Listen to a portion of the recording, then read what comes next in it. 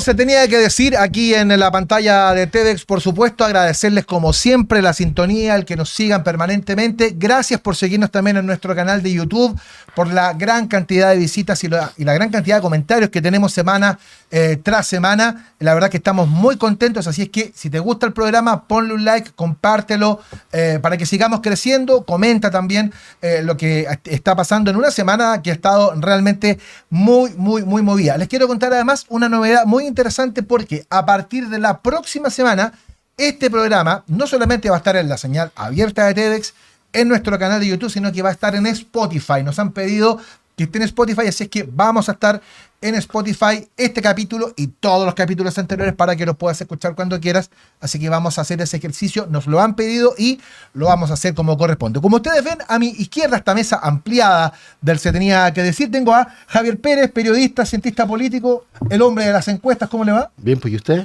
Bien. Gracias, feliz de estar en esta mesa. Me dijeron cuando llegué a esta mesa sí que preferían la panelista que había estado la semana anterior. No, que la más mala que a mí, pero bueno, no soy digno. No quiero sobreexplotar a Mara Seguín. El que sí sobreexploto es a Gabriel Lemparte. ¿Cómo estás, Gabriel? Bien. Gracias a todos ustedes y gracias a la invitación.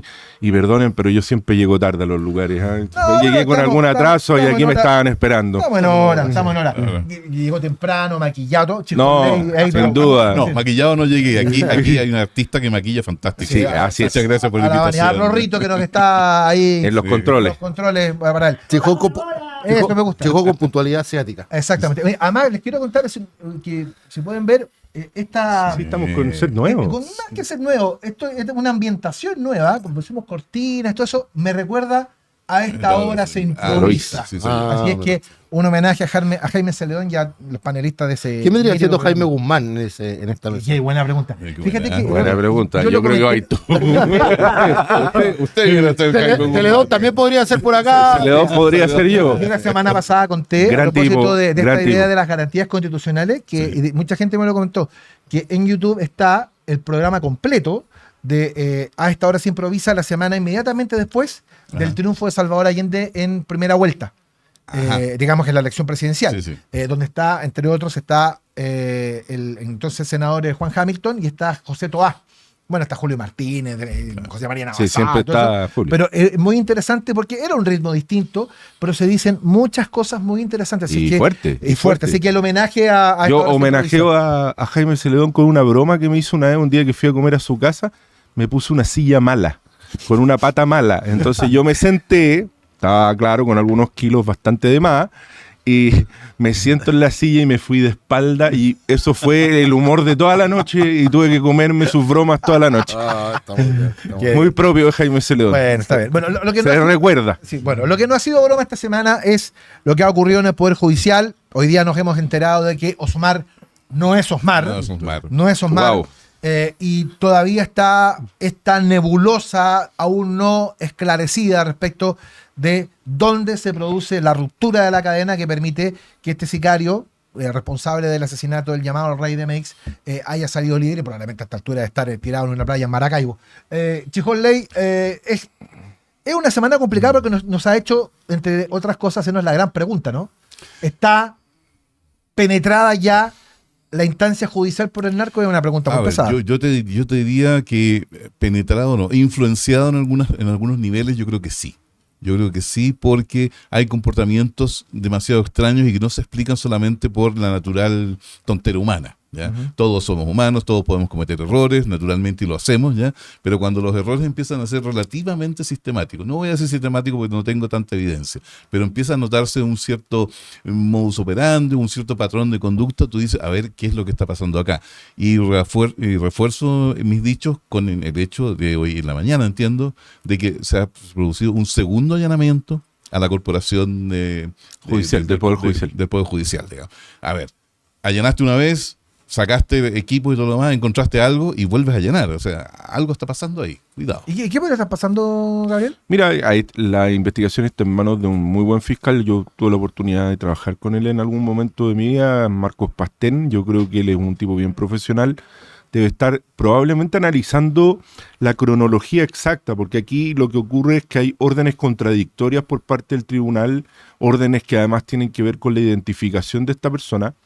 Mi sensación, así a primer ojo, y no quiero aventurar nada, pero mi sensación es que este error, digámoslo así, porque todavía no hay nada confirmado, no se da en el Poder Judicial. Tengo la sensación que se da en Gendarmería, lo que podría ser muy grave, pero no inusual, porque todos sabemos que Gendarmería tiene un problema esencial, que es un problema de funcionamiento. A mí me tocó trabajar en el Ministerio de Justicia y tiene un problema que tiene que ver con que es un cuerpo armado finalmente, lo quieran o no, muy parecido a las Fuerzas Armadas, pero que tiene gremios muy poderosos. Entonces, ahí hay un tema que las Fuerzas Armadas no tienen, y por lo tanto hace muy difícil también la administración de justicia. Las cárceles concesionadas han sido básicamente detenidas por los gremios en muchas ocasiones. Y fíjate que, Javi, en la mañana escuchaba a Tomás Mochati contar algo que era bien sorprendente. A Mochato. No, Mochati. Ya. Y es bien sorprendente. Y en el fondo todo esto se produce no por una alerta que haya saltado del Poder Judicial, sino porque uno de los 3 personajes que se encontraban en prisión preventiva, aparentemente los 3 estaban juntos, llamaron por teléfono al abogado o a la abogada, no lo recuerdo bien. Dice, oye, ¿y por qué este salió y nosotros estamos acá? Entonces, es ahí donde se produce la alerta. Es ahí. 3 días después. Claro, Sí. si es que esa alerta no se produce, el Poder Judicial habría pasado completamente por alto algo que es gravísimo. Gravísimo. Es que por eso... Fíjate sí, dale, por favor, no. Es que no, para seguir la línea de la Gendarmería, porque justo Gabo me Es quería que por meter eso esa línea. el punto, porque es 3 días después. Entonces yo creo que el problema no está en las órdenes judiciales. Yo creo que las órdenes judiciales es un error de acción y después de deshacer una orden y después de volver a mandar otra. Pero yo creo que el problema está en Gendarmería. Bueno, es que en esa línea, respecto, primero lo que tú estás diciendo, Eugenio, ahí hay una línea fundamental que es decir, oye, esto se alertó por el abogado de uno de los otros imputados, lo primero. Segundo, hubo 11 minutos de diferencia entre que se envió la primera notificación, que se dieron cuenta del error y envían la segunda notificación a Gendarmería. Nadie se dio cuenta en Gendarmería, más allá del error, ¿no? Nadie se dio cuenta que había una contraorden, que había una contranotificación.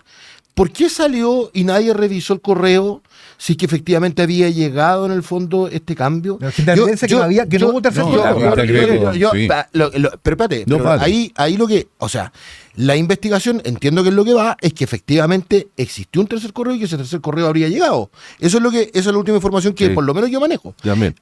Yo creo que lo de Gendarmería, a ver, creo que hay una escala de errores, efectivamente, errores injustificables, pero creo que Gendarmería, y quiero seguir la línea, Gabriel, creo que ahí hay un problema terrible. Lo decía Evelyn Matei ayer en la entrevista en T13 Radio, la cantidad de gendarmes. Decía Evelyn Matei, me gustaría que la Contralora viera los viajes de los gendarmes en época de vacaciones. En Gendarmería no hay contrainteligencia. No. Por lo tanto, no hay. Cuando pasa en el fondo y se identifica el tráfico o supuesto tráfico de droga en el ejército, la contrainteligencia del ejército empezó a ver ciertos comportamientos anómalos, ¿no? Aumento de los vehículos, salida al extranjero, etcétera, etcétera. Y dijeron, el sueldo de esta persona no da para esto. Bueno, en Gendarmería es una institución que tiene una estructura jerárquica parecida a la Fuerza Armada de Orden, pero que tiene sindicatos adentro, que es una cuestión imperdonable, tiene gremios adentro que son imperdonables, y también, en el fondo, los procesos de investigación interna respecto al comportamiento anómalo de ciertos gendarmes, que es sabido que reciben dinero desde afuera de las cárceles para ingresar droga, para ingresar teléfono y para ingresar todo tipo de artículos. Creo que ahí tenemos un problema bien severo.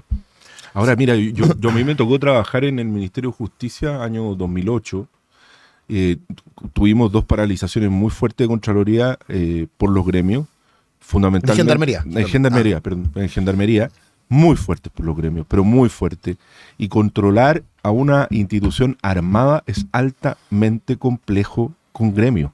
Y por algo, nuestra Constitución prohíbe el gremio, o sea, el agremiarse en las Fuerzas Armadas. Porque es muy, muy delicado cuando tú tienes una red de protección. Y es verdad lo que decía Evelyn Matei ayer. Aquí, si se revisan, y se lo digo sinceramente, los viáticos de Gendarmería, si se revisan las licencias médicas de Gendarmería, se van a encontrar con, yo estoy seguro, con algo que proporcionalmente va a ser peor que lo que lo que se Lo que vio, sabemos hasta ahora, lo que sabemos hasta ahora a nivel general, digamos, ¿no? Claro, ahora insisto, uno, a partir de lo que ustedes dicen, entonces uno debería enfocarse en Gendarmería. En el fondo, a ver, Gendarmería niega la existencia de un tercer correo. El tercer correo aparentemente está. Entonces, pero lo que nos deja de ser curioso, Chijón, y que esto ha sido muy llamativo, lo decía Aldo Duque hace unos días, en el fondo, la identificación del root del personaje era 0000. Sí. Me lo comentaba un ex fiscal, Roberto Radio, respecto a que eso era muy extraño. Y lo que es más extraño es por qué una contraorden más que una contraorden, una corrección de la identificación de la persona que está siendo ingresada al recinto penal para la prisión preventiva. ¿Por qué no es un escrito sobre escrito? O sea, es muy clara la orden de levantar la prisión preventiva. Claro, ahí hay algo muy extraño, digamos. Si bien es cierto, está ese famoso aforismo de que las cosas se deshacen como se hacen, pero aquí estamos hablando de la libertad, de una ventana de minutos o de lo que sea, que genera la libertad de alguien extremadamente peligroso. Además, Entonces, lo libraron al día siguiente. Sí, no, a ver, y eso es una cosa que hay que tomar en cuenta. Llega la orden a las 11 de la noche, una cosa así, la tercera, que se supone que es la que reafirma la prisión preventiva, pero pasa toda una noche en la cual eventualmente alguien puede conversar, negociar, llamar, oye, ¿sabes qué? Aquí hay una ventana de oportunidad. ¿Cuánto hay? ¿Cuánto hay? Si es que acaso lo soltamos.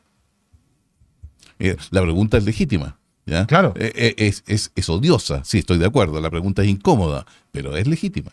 Ahora, esto nos ha obligado a mirar y a poner los ojos en el Poder Judicial. Hemos tenido decenas de casos, Gabriel, decenas, donde hemos tenido, ¿no se acuerdan ustedes? Un caso en el sur donde la jueza y la abogada diciéndole a los narcos, y sé que tienen pinchados los teléfonos, cuídense. Sí. Hace poco el fiscal Valencia sacó al fiscal Mena sí. de Rancagua, de O'Higgins, por supuestos vínculos con el narco.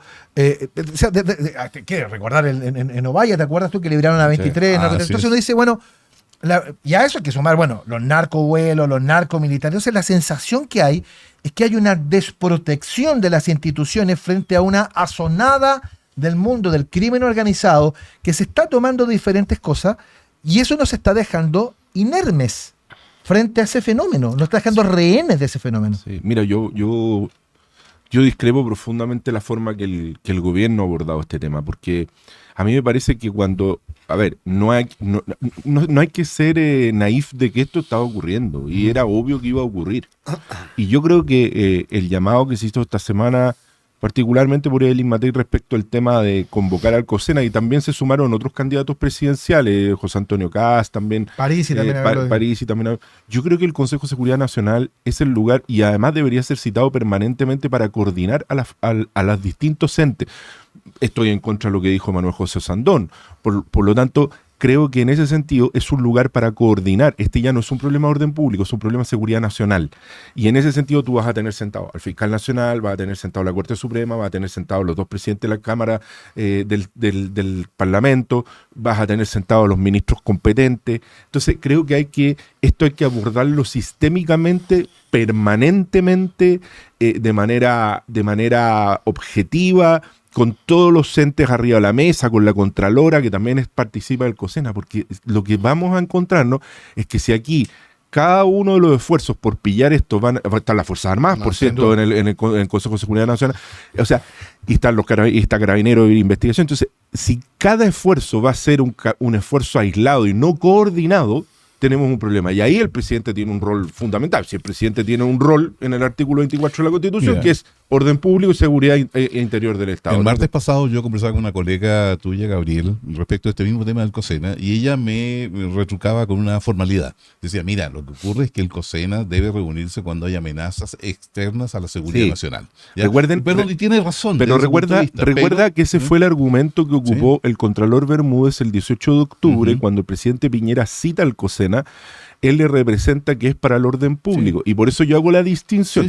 Creo que aquí hay un problema de seguridad nacional. Así es. Yo estoy de acuerdo contigo, Gabriel, y fue lo que le dije. Mira, te doy la razón desde el punto de vista formal, pero el problema es de seguridad nacional, y desde ese punto de vista, yo, presidente, citaría al COSENA. Y lo que más me extraña es el silencio presidencial. Pero si hasta ahora no ha dicho nada. Lo que pasa es que, a ver, perdón, chicos, yo no defiendo el formalismo en este caso. Porque si... Yo tampoco, por si acaso. Sí, pero qué bueno. Está bien. Si el narco entró a las Fuerzas Armadas, sí es un problema de seguridad nacional, si digamos las cosas como son. Además, esa droga viene de fuera. O sea, esa droga viene de fuera. Por cierto. Y pasa por las Fuerzas Armadas para llegar a consumidores finales. Exactamente. Entonces, Esa droga venía de fuera. por supuesto que es un problema de seguridad nacional porque permea las instituciones que están a cargo de la seguridad nacional. Por lo tanto, creo que el formalismo en este caso, que bueno que estemos de acuerdo en esto, para mí no tiene ninguna validez. Totalmente. Porque efectivamente... A mí también me llamó mucho la atención el comportamiento de la Fuerza Aérea en algún momento, ¿no? Que esto tiene que ser investigado por la Fiscalía de Aviación, bueno, etcétera, etcétera. Claro, uno dice, bueno, el delito, o sea, si fuera el delito solo por la Fiscalía de Aviación, uno dice, bueno, esta droga que quedó aquí para consumo interno, no. Esta droga que venía de paso para llegar a otro lugar y que no iba a terminar en la Fuerza Aérea. Entonces, desde esta perspectiva creo que todos los esfuerzos que se hagan desde el punto de vista judicial, pero también desde el punto de vista político. Exacto, es una señal. Estas son señales políticas. Es una señal, decir, estamos todos unidos frente a esto, de que tenemos que ponernos de acuerdo, de que no sabemos si esto ya penetró irrefrenablemente o estamos en un punto en que todavía lo podemos parar, pero hoy día la situación es muy compleja, porque las instituciones, las Fuerzas Armadas y los poderes del Estado están penetrados por el narco.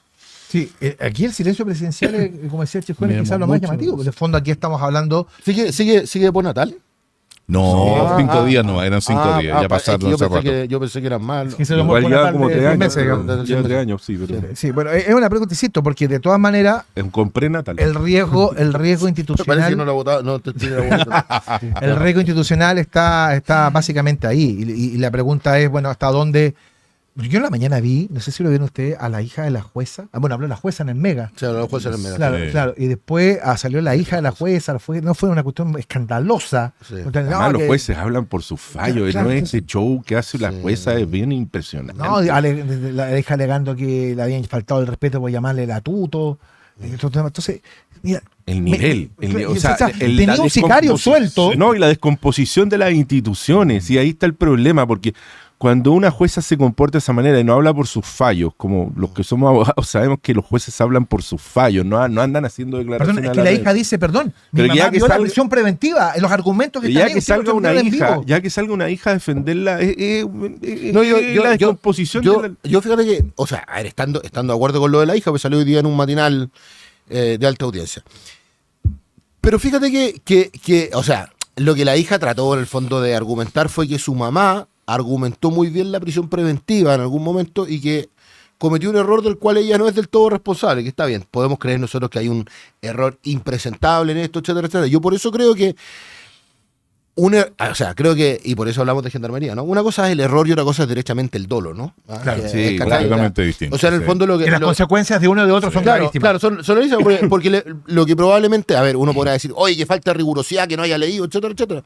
Lo más probable es que llegó el secretario del tribunal, donde la señora trajo la huella, le dijo, oiga, tome, pum, la señora puso la huella en el marcador digital. No, y no trajo uno solamente, porque a la firma llega claro, entonces ella marcó, claro, alguien podrá decir, oye, qué qué error terrible que no haya leído.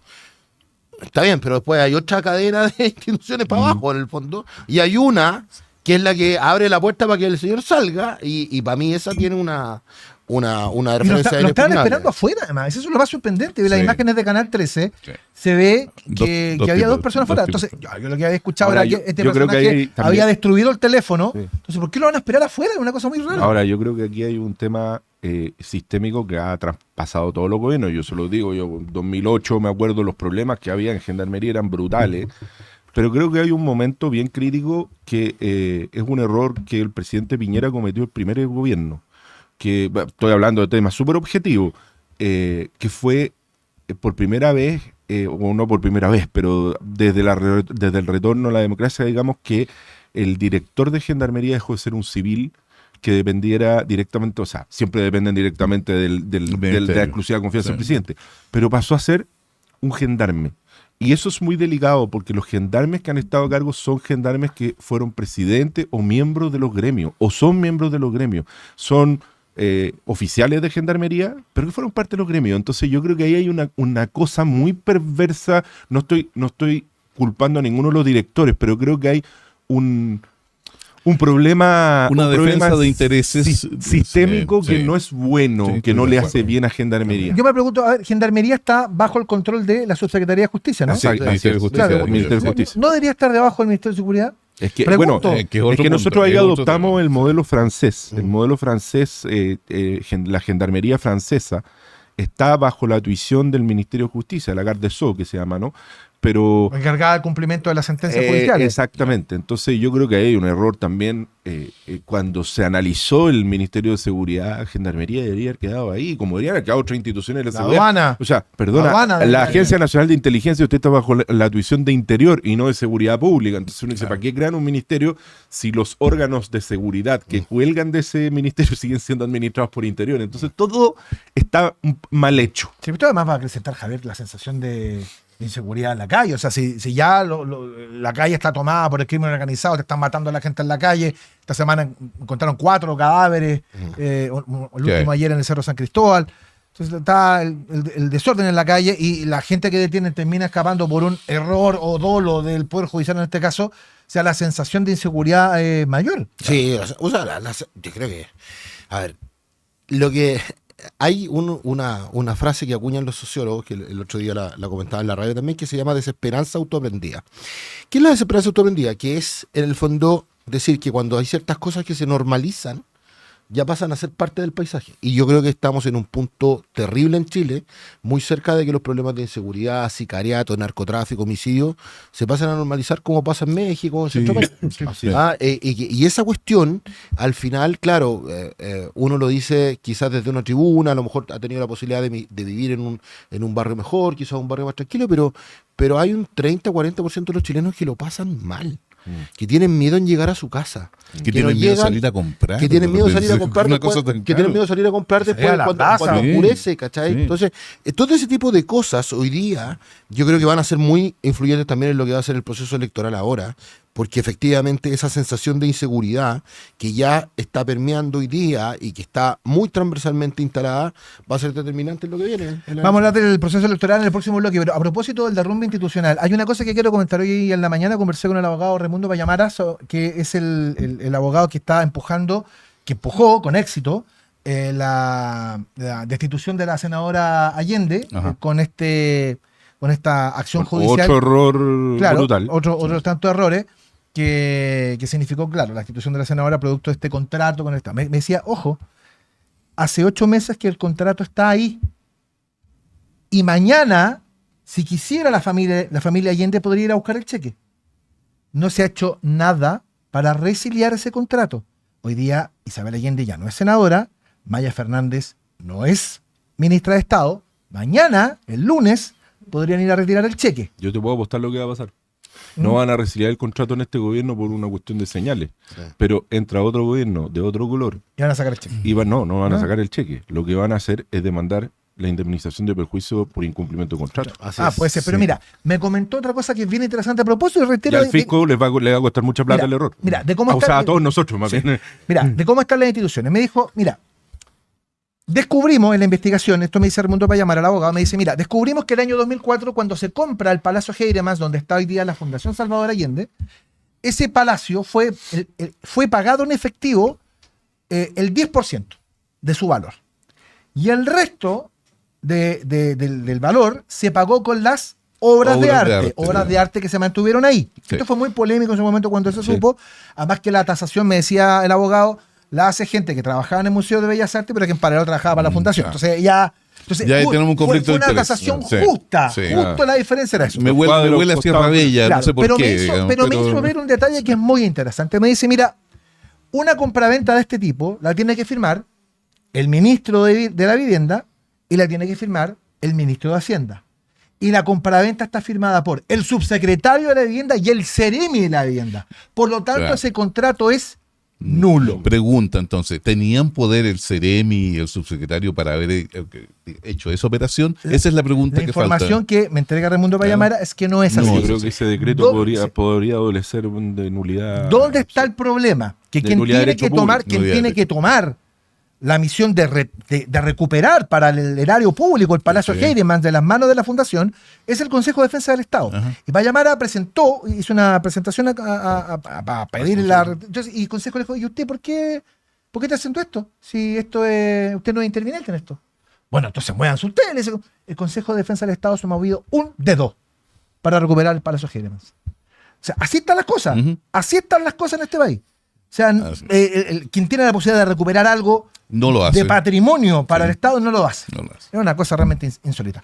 Te quiero contar que si estás amenazado de embargo o tienes informes comerciales negativos, no te preocupes más. En chiledeudas.cl contamos con abogados expertos en defensa de los juicios por deudas, eliminación de informes comerciales negativos y expertos en ley de quiebra. Búscanos en redes sociales y entérate de todos nuestros servicios. Recuerda, tus deudas tienen solución junto a chiledeudas.cl. Si estás viendo la señal abierta de TEDx, es el momento de la pausa comercial.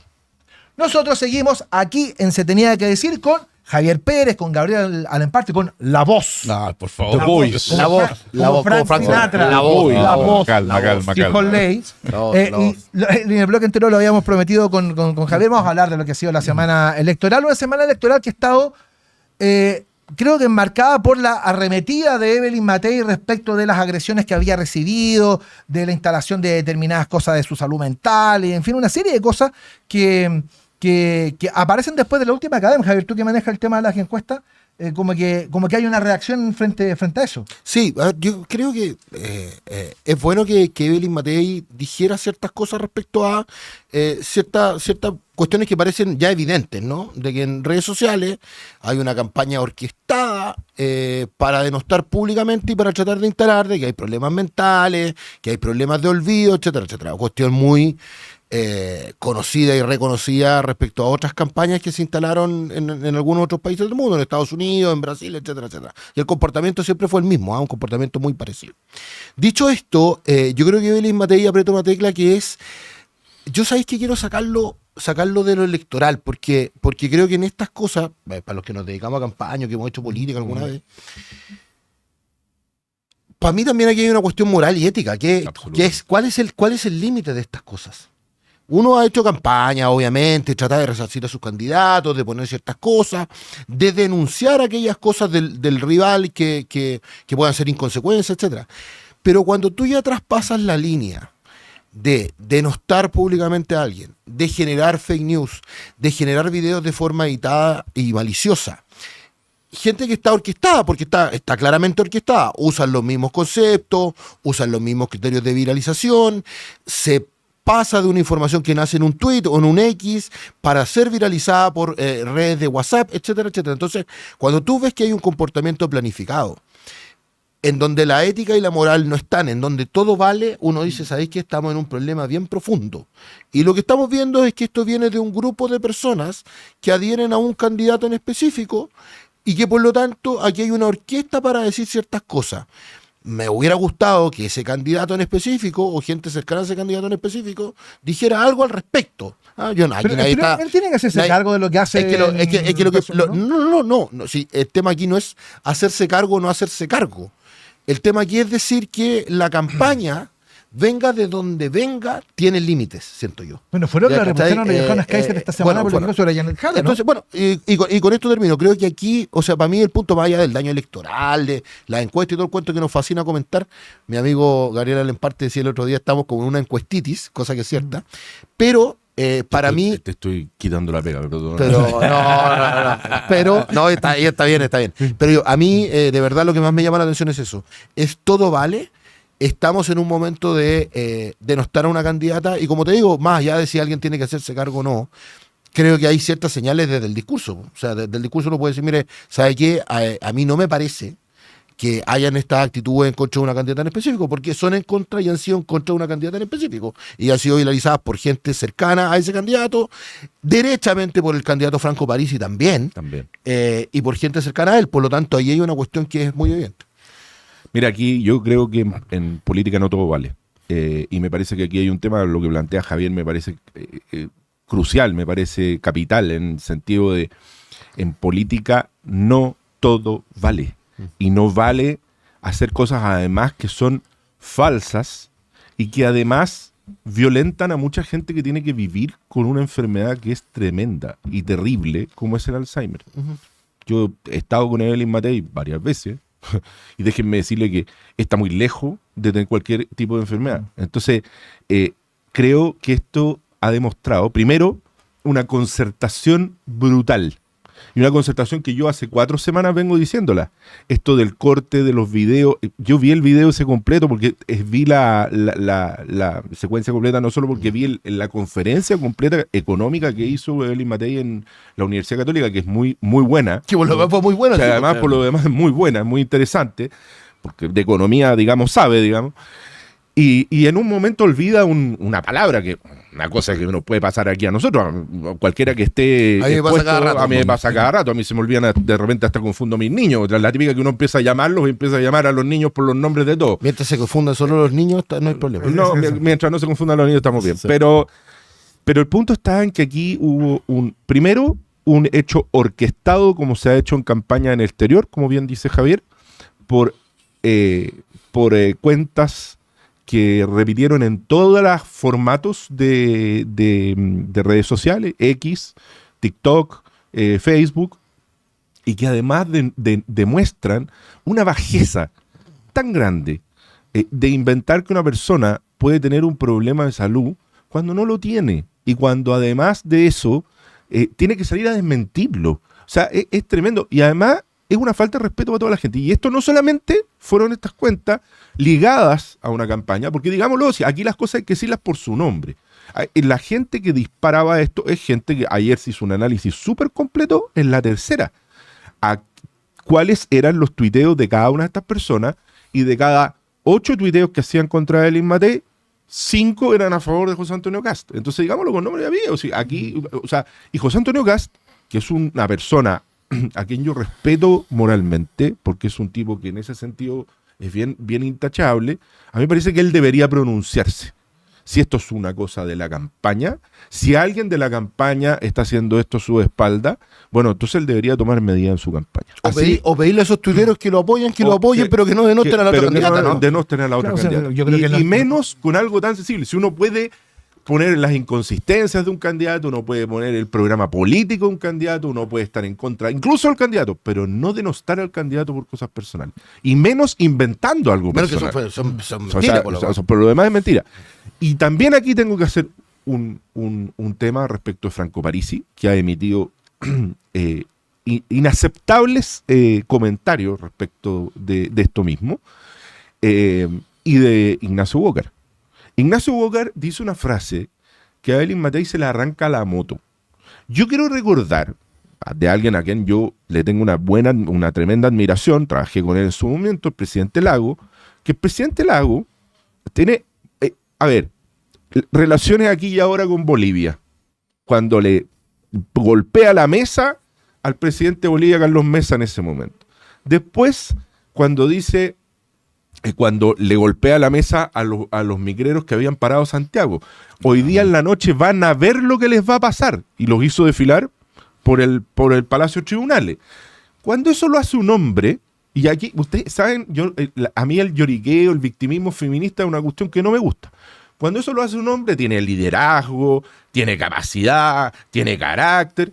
Cuando lo hace una mujer, es loca, es desconchinflada, se le arranca la moto, se le arrancan las cabras pa'l monte. Entonces, creo que aquí hay un hecho de machismo brutal. Ignacio Walker, durante el proceso constituyente, defendió con mucha fuerza las normas sobre feminismo. Entonces, seamos consecuentes entre lo que hacemos y lo que decimos. Sí, pasó como muy colado lo de Parisi, ¿eh? Porque Parisi la comparó Sí, con Biden. como que la tiró y después escondió la mano, digamos. Y eso naturalmente que es una cosa que se la tenemos que criticar. Una porque eso forma en muy política Parisi. no se hace. Una Eso forma muy no Parisi. se Tira hace. la bomba y Sí, después bomba. retrocede. O sea, que Parisi, que un candidato, con par, se haga Sí. cargo de señalar tal cosa con ese nivel de responsabilidad.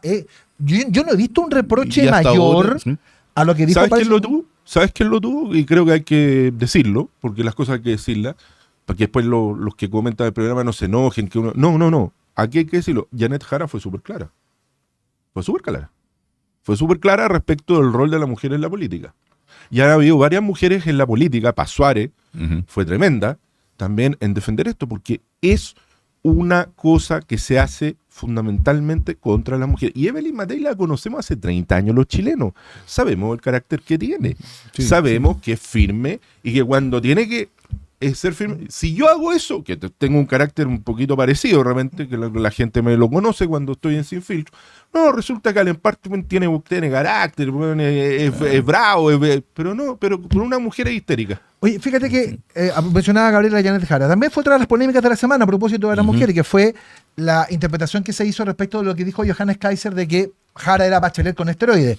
En ese sentido, tenía que dar la mano Johannes en algo. Él se estaba refiriendo al gobierno de Michelle Bachelet, que fue un gobierno que, a su juicio, destruyó muchísimas cosas, que había que revertirlo, que había que tener cuidado porque Jara era Bachelet, por el gobierno de Bachelet, con esteroides, más fortalecido. Entonces se entendió como una crítica física. No, yo creo que, a ver, naturalmente el uso de esa frase a mí no me gusta, pero la entiendo en el sentido político y no la entiendo en el sentido de una crítica. Pero también también se tomó como una ofensa física. Con ese tipo de calificativo hay que tener mucho cuidado. Sí, tienes que tener mucho cuidado. Porque no se va a leer por el lado político, se va a leer por el otro lado. Y todos sabemos por qué, por características físicas. Pero entonces, no se juega con eso. Yo una vez le paré los carros a la senadora Bodanovich, cuando me dijo gordo. Le dije, perdone, si yo hiciera esto con usted y yo la tratara a usted de gorda, ¿qué pasaría? Me cuelgan en la plaza pública, pero usted tiene todo el derecho a decirlo. Entonces, creo que hay que ser cuidadoso. Hay que ser cuidadoso, porque hay un libro, y yo se lo recomiendo, que nos están viendo y escuchando, y también a la gente del panel, que se llama Sin Palabras, que le ha pasado el lenguaje de la política de Mark Thompson. Mark Thompson fue, durante muchísimos años, casi 15 años, editor del New York Times. Y el tipo, en el fondo, uno de los elementos de análisis del libro es la polisemia de los mensajes y la interpretación del mensaje político. Cuando tú dices, es como Bachelet con esteroide, ergo tú podrías decir, si Llanet Jara es presidenta, va a ser un gobierno más de izquierda que el de Michelle Bachelet. Cuando tú dices eso, está instalada la política, ¿no? Tú estás diciendo claramente lo mismo, pero de otra forma. No, pero lo que pasa es que la cuña casi es más vistosa. Pero está bien, pues, Eugenio, voy a llegar a eso. ¿Qué es lo que queremos? ¿La vistosidad de la cuña o el like? ¿Estamos gobernados por el like? O si tú vas a ser presidente, estás gobernado gobiernas porque tienes una retórica correcta para referirte a los hechos políticos y a la realidad contingente. Esa es la pregunta. Porque si tú eres candidato presidencial, alguien podrá decir, y vuelvo a lo mismo, oye, mira, lo que me importa es el like, cuánto se viraliza la cuña en Instagram o en Twitter. Otra forma de verlo, creo yo que es la correcta, es decir, si yo soy candidato presidencial, lo que yo diga tiene un impacto en mucha gente. Y ese impacto es importante en el desarrollo del país y en la polarización que estamos viviendo. Para mí, esa es la pregunta de fondo, porque los Johannes podría haber dicho lo mismo, usando otros términos y sin esa vistosidad, y efectivamente haber planteado una crítica política que no deja lugar a dudas. Y esa cuestión para mí hoy día es fundamental desde el punto de vista de la retórica política, y sin el ánimo, porque si no nos van a arder con Gabriel, creo que en eso Llanet Jara tiene un punto, fíjate. Llanet Jara no se equivoca en eso, nos deja abiertos flancos. Ella, cuando transmite un mensaje, es muy claro hacerlo, por eso es que se transforma en una candidata muy peligrosa desde el buen punto de vista, desde el punto de vista electoral. ¿Por qué? Porque es una mujer que no deja abiertos flancos cuando ella habla o cuando expresa cierta idea. Así, comunica muy bien, comunica muy bien, es muy certera, y desde ese punto de vista es una candidata que hay que tomarla muy en serio, no solamente por el conglomerado que representa, sino por ella misma, por sus cualidades. Sí, esta semana también salió el famoso tema de las listas unitarias allá y acá.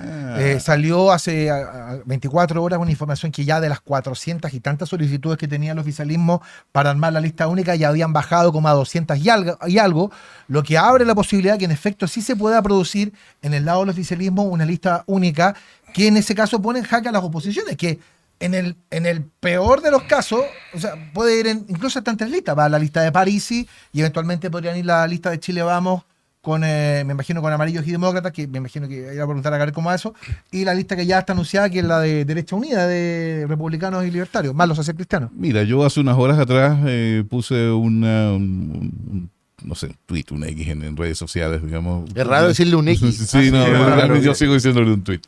Remarcando algo que no sé si hay algunos que no se han dado cuenta, no sé si en republicanos o en algún otro lugar no se han dado cuenta, y es el siguiente, de que hay tanto entusiasmo de algunos, ¿ya? Y no voy a achacarle específicamente a nadie, pero sé que son más de uno, por bajar a Evelyn Matei a todo evento, que no se están dando cuenta que con eso están beneficiando fuertemente a la lista parlamentaria de Chile Vamos.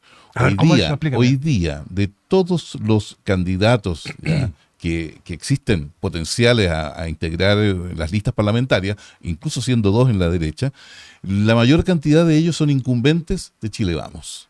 Supongamos, por un momento, ¿ya? De que finalmente Evelyn Matei se baja y se tiene un candidato único de la derecha a presidente, que sería José Antonio Kast. Si es así, las fotos van a ser con José Antonio Kast. Y naturalmente que eso va a favorecer desde el punto de vista publicitario y de marketing a los incumbentes, mucho más que a los candidatos de otros partidos, sea republicanos, sea nacionales libertarios, porque no son tan conocidos. Y con el votante obligatorio, el conocimiento público es fundamental. Todo. O sea, tú me estás diciendo todo. que un escenario con un Kast como candidato único con dos listas, el beneficiado en ese caso sería... mayoritariamente serían los candidatos parlamentarios de Chile Vamos. Así es. Eso es lo que ¿Están estoy así, Fabio, diciendo. no? ¿Tú conocís bien el sistema? A ver, es una buena hipótesis. Es una buena hipótesis. Ahora... Gracias. Sí, lo que pasa es que yo creo que... O sea, lo que pasa es que igualmente creo que el candidato que es próximo a una lista parlamentaria que es más originariamente de él siempre tiene alguna ventaja. Eso es lo que yo pienso. Ahora, sí, tiene un punto. El hecho de ser incumbente es muy importante y muy relevante, porque los incumbentes hacen campaña con platas públicas, con celular público, con benzina pública. Se la buscamos en la siguiente. Y tiene 4 años previos de conocimiento. 4 años previos de Se la conocimiento. buscamos en la gente que el incumbente es el que va a la reelección. El que va a la reelección, claro. Entonces ahí obviamente hay un elemento. Ahora, yo creo que efectivamente, Gabriel lo sabe, bueno, todos los que estamos acá, yo soy un ferviente promotor de la lista única. Creo que probablemente finalmente no va a terminar pasando eso. Creo que no hay agua, no hay tanta agua en esa piscina, pero creo que el daño para el sector, porque uno dice, está viendo la lista de Chile Vamos, Más Demócrata y Amarillo, la lista de Parisi. Y después está la lista de Parisi, si no son 2 listas, son 3 listas. ¿Ya? Entonces, si Franco Parisi mete 10 puntos, es difícil que su lista parlamentaria saque menos de 7 u 8 puntos. Y por lo tanto, ahí también hay otro desgrane que es muy importante. Entonces, lo que quiero decir es que probablemente, las listas de derecha puedan sumar entre todas, o de oposición más que de derecha, de oposición, 60 puntos, 62 puntos, y puedan tener una elegibilidad mermada casi en un 18-20%. O sea, van a elegir menos 18 o 20% de candidatos de lo que pudieran potencialmente elegir, y creo que eso es una amenaza, porque también lo he dicho fervientemente. Puede ser que la elección la termine ganando José Antonio Kast, que la termine ganando Evelyn Matei, o quien sea, en el fondo. Pero si no vas a tener el Congreso y vas a tener el Congreso en contra, la verdad es que va a importar bien poco. Fíjate que en la entrevista que le hace Tomás Moschetti a Franco Parisi el día de ayer, Tomás Moschetti le hace el reproche respecto de lo que ocurrió en la elección anterior, porque Parisi tuvo 11% de los votos, salió tercero, eligió una cantidad importante de parlamentarios, ya no tiene ninguno. Entonces, claro, esperemos que esta elija mejor. Claro, que le reprochaban eso, en el fondo, claro. Ok, usted quiere ser presidente de Chile, pero no fue capaz en estos 4 años de mantener bajo control a los... Todos terminaron fuera del PDG. Claro, todos. No hay ninguno. Entonces, a ver, yo creo que hay que despejar algunas cosas. Primero, yo creo que, y esto es una tesis personal, yo creo que no van a haber 2 listas en el oficialismo. No creo que lleguen a una lista. Porque además va a producirse todo un problema ahí con la democracia cristiana. Yo creo que va a ser bien complejo que ellos lleguen a una lista, porque además existe hoy día una división muy brutal ideológica y profunda respecto de cómo son las miradas. Yo creo que hay un problema que los tiene, más allá que el Chijón me sonríe, yo creo que finalmente está bien. ellos están por sostener el poder. Sí. Pero que en lo chico, en el programa, en lo que tienen que representar y en sacarse la foto, bueno, ahí van a tener un punto. No creo que lleguen a la lista, no creo que lleguen a una lista única. Segundo, yo creo que vamos a tener 3 listas a la derecha si incluimos a la oposición. La oposición, sí, o sea, la oposición completa, si incluimos a Franco Parisi. que lo que yo comparto, que si Franco Parisi no fue capaz de liderar su propia lista parlamentaria durante estos años, creo que tiene una debilidad brutal.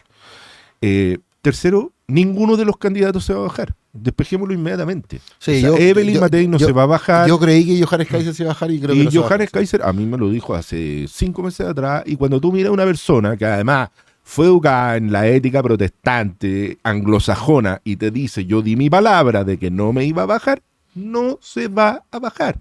Y por mucho que inventen cosas, Evelyn Matei tampoco se va a bajar. No hay ninguna posibilidad porque son líderes de un sector. José Antonio Kast tampoco se va a bajar. Y no se va a bajar ninguno de los candidatos que quedan. Los candidatos que van a llegar a la papeleta son Evelyn Matei, José Antonio Kast, Johannes Kaiser, Franco Parisi, Janet Jara, a lo menos. Por lo menos. A lo menos. Marco Y los Enrique que- Mena- Marco Enrique Marco- Mena- Esta Marco semana, Enrique esta semana Por eso Marco es que- Enrique va a anunciar la que Por llegó a eso, la es que quiero llegó a la decir meta. los que no tienen, Y los Harold que no Maynicolls tenían también. que reunir Y firmas. Harold Maynicolls está muy cerca. Por eso, ¿no? los que no tenían que reunir firmas, probablemente esos también estén en la papeleta. No nos olvidemos del profe Artés. Un Tenía candidato- 22, 23 mil firmas. También. Entonces, creo que esa es la papeleta. Entonces, dejémonos de cosas entre medio, de inventar cuestiones, que se mide, que no se mide. O sea, esto de que Evelyn Matei se baja y podrían estar midiendo a Mariana Piñera, ayer quedó desmentido inmediatamente apenas se dijo. Porque Mariana Piñera salió a apoyar a Evelyn Matei. Entonces, dejémonos de estas cosas que finalmente son campañas sucias y que no son ciertas. No desinformemos a la gente. Digamos las cosas como son. La gente espera, si la gente sabe cómo son las cosas. Entonces, dejémonos de intoxicar el ambiente con noticias falsas. Creo que cuando vienen además de personas que deberían chequear las informaciones y no de las redes sociales, que obviamente tienen otro tipo de discusión, creo que eso es muy delicado. Me quedan 4 minutos. Me quedan 4 minutos y quiero mencionar algo que va a ocurrir el lunes. Si es que no pasa nada. El lunes es día 21. Y el 21 tenemos cumbre. Cita en la cumbre. Se me había olvidado. ¿Se acuerdan? Sí. Cita en la cumbre era de River Tigers, me parece, ¿no? Sí. El secreto de la montaña. No. Cita en la Se equivoqué de cumbre. película. Esa es otra. Boric, Petro, Lula, Sí. Orsi, Pedro Sánchez. Buses de alejamiento no hay. Bueno, ¿No hay? No. Mira, es una cumbre que. Yo creo que la cumbre la van a instalar, básicamente la quieren instalar para pegarle a Trump, para pegarle a Milei y seguramente para hacer propaganda interna, para pegarle a Kass y para pegarle a Kaiser. Básicamente es eso. Oye, pero está muy deslavada esa cumbre en este momento porque con todo lo que está pasando y lo que todavía falta por saberse, ¿ya? Y eso se va a saber la próxima semana, no sé si la cumbre vaya a tener tanta relevancia como la que aspira nuestro presidente. ¿Qué va a pasar la próxima semana? Faltan noticias del Poder Judicial, pues amigo mío. ¿Sí? Sí, después le cuento. Perdón, que me Pero- perdonen no, los auditores. sí, pero- que me perdonen los auditores. Pero, Eso no se Ese no se hace. No, perdón, ya. no. Pero un titular, No, un titular. Vienen, ¿cómo se llama? ¿Cómo se llama esto que hacen los fiscales? Vienen algunas formalizaciones. Formalización.